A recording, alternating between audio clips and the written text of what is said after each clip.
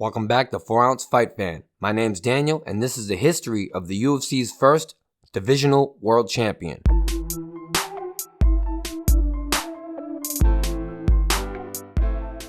Long before GSP held sway over the welterweight division, or Anderson the Spider Silva reigned supreme at 185 pounds, it was more like Jean-Claude Van Damme in the movie Bloodsport versus Bolo Yang.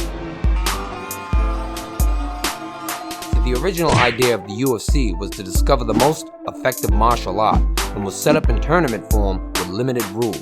Each fighter represented their own specific discipline, from kickboxing, wrestling, and Brazilian Jiu-Jitsu, to name a few.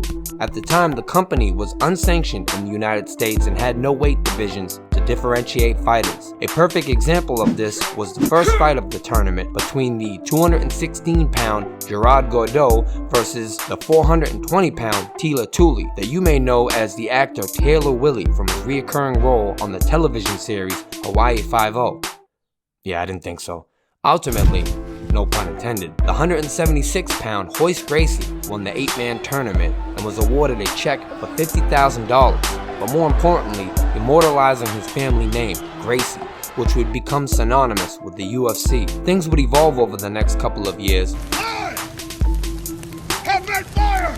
with the company creating the first championship belts. At UFC 5 in 1995, with Dan the Beast Severn awarded a belt for winning the night's 8-man tournament. The first ever singles match had taken place that night as well, which was a rematch between the 3-time world champion Royce Gracie and the most dangerous man alive, Ken Shamrock. This was called the Super Fight. The two fighters fought to a draw, however, and the Super Fight Championship belt remained in its glass case. How anticlimactic. Not until UFC 6, July 14th, 1995, would the company crown the first non-tournament champion, Ken Shamrock, who beat Dan Severn in a catchweight bout by guillotine choke. Ken would retain the title through a draw at UFC 7 on September 8, 1995 versus Oleg Taktarov, not sure if I said that right, and one successful defense at UFC 8 versus Kimo Leopoldo.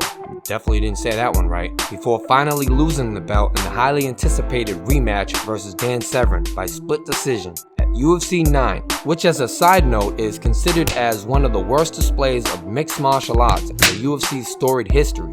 Why, you ask? Well, then Arizona's Senator John McCain was instrumental in the implementation of the event's modified rules, which in turn created a glorified slapboxing competition. Just wait, it didn't stop there. Senator McCain would in essence be responsible for the loss of the UFC's TV deal, as well as helping get the promotion banned in 36 states. He was also famously quoted as calling it human cockfighting. Due to the senator and other outside pressures, the company had no choice but to conform by cooperating further with the state athletic commission, creating rules more digestible to the masses. One of the many structures contrived were two weight classes: heavyweight for the 200-pound plus fighters, and lightweight for the fighters under 200 pounds. This was first introduced at UFC 12 on February 7th, 1997, with the first ever divisional title match between UFC 11's tournament winner, Mark the Hammer Coleman, and UFC 9 Super Fight champion, Dan the Beast Severn, to unify their titles for the inaugural